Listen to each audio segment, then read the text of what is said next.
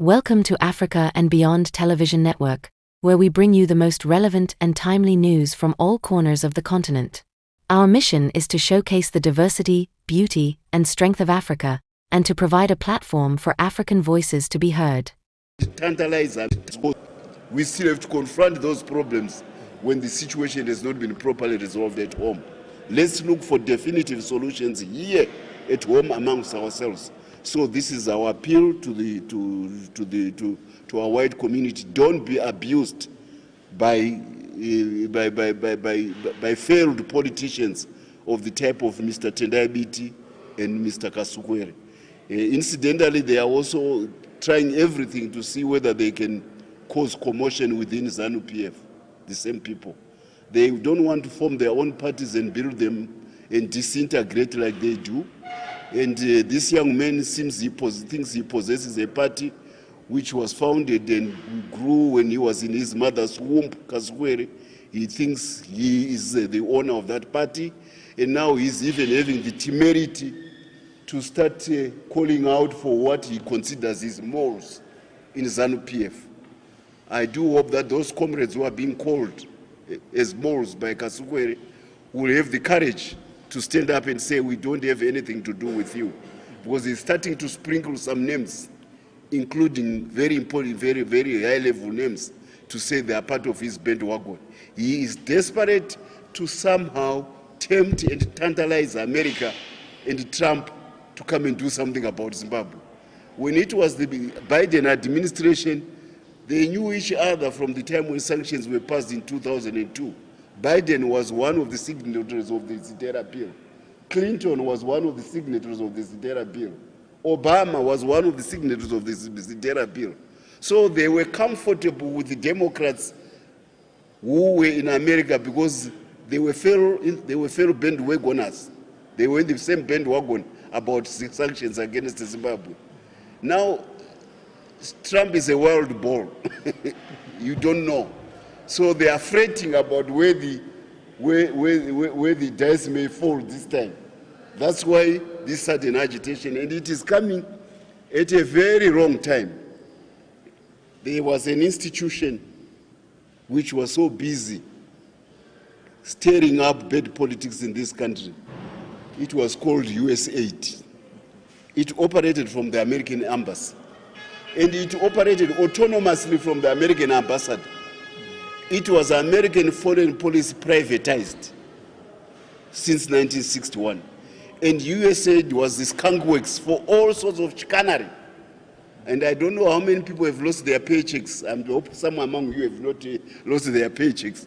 Because Trump comes and Elon Musk comes, he says, close the door, shut the website.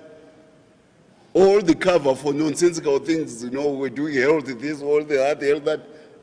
They are not interested. We know what we're doing. So USAID has been shut globally, and it has a bearing on Zimbabwean politics. So there's a lot of gnashing of teeth for those who were beneficiaries from the USAID. What am I saying? Is that the regime change agents in Zimbabwe are on the defensive. They've got their foot at the back. Because of what has happened to USAID. So one of my key takeaways from what Christopher Mutsvangwa has said is that he is accusing Tendai Biti and Sevia Kasukuwere of being behind regime change in the nation of Zimbabwe. So for the first time, Kasukuwere has left, Mutsvangwa has never mentioned Chamisa. And the major question is, what is going on? We do not know. So the political terrain in Zimbabwe is so complicated, so complex, and it's very difficult to understand who is who at this point in time. You can't tell who Christopher Mutsvangwa is working with. Is he working with Mnangagwa? You can't tell. Is he working with Chiwenga? You can't tell.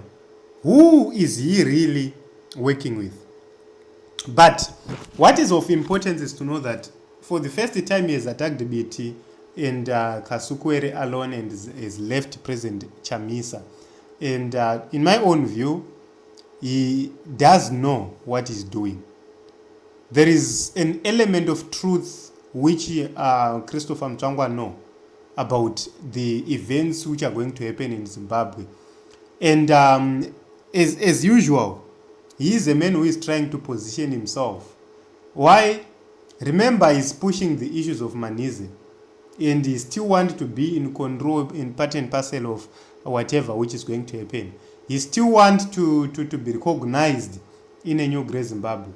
That is the reason why he's trying by all means possible to preserve some missiles, or to direct missiles to other people and not to President Chamisa.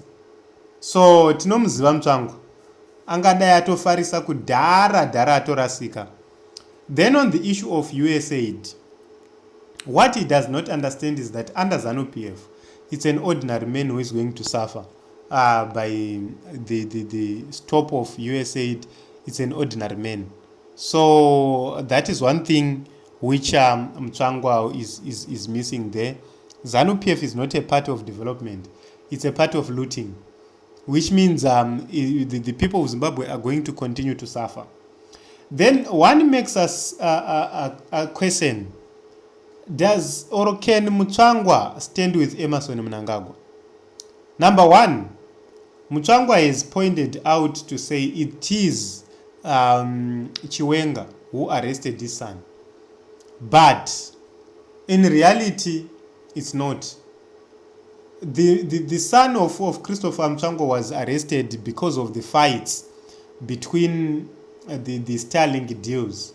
Chivayo wanted it, Mutsvangwa wanted it, and was already in distribution. So the arrest of Nevayo Mutsvangwa, it was not on the instigation of VP Chiwenga. And Mutsvangwa has been misleading on that.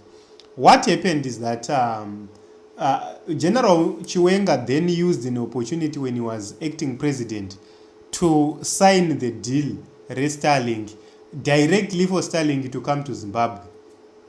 So that is what is very, very important and what people need to note. Kuti it angered vese vana wiki neuchivayo vanga vaisa mani ngavo in place kuti vave the sole distributors zvakavhariswa navachiwenga zvese izvozvo.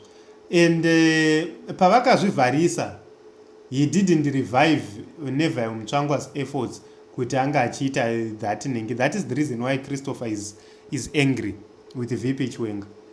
That is another issue. So it's becoming more interesting. The political terrain is so complex, and my message to the people of Zimbabwe is what we do not expect is what might happen. What we expect, it might not work. So I just tell people to say, let us tread cautiously. This is not the moment to insult one another. This is not the moment to put labels on one another to say ZANU, yumuchakati. If you are very, very, very, very careful, especially for those vari kutarisira kuti vanozopinda mupolitical offices. That is my advice. So this is what Christopher Mutsvangwa said about Kasukuwere and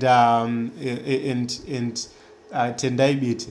But on Xavier Kasukuwere, it's a very complex matter because arikudawo kupapinda, of which is going to face a lot of resistance, is going to be resisted even by people like Mutsvangwa.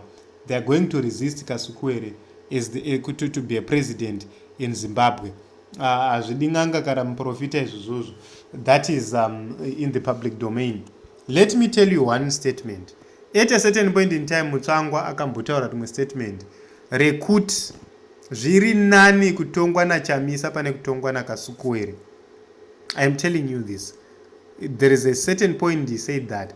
And sometimes, because of the people involved in those conversations, sometimes you cannot share the audios, but those are zviri. So it is what it is, Team Zimbabwe. I do not know your views and your thoughts, but regard to one as well. We welcome you to Africa and Beyond Television Network, where we celebrate the past, present, and future of Africa. We invite you to join us in this journey of discovery and to help shape the narrative of our continent. Together, we can create a brighter future for Africa and beyond.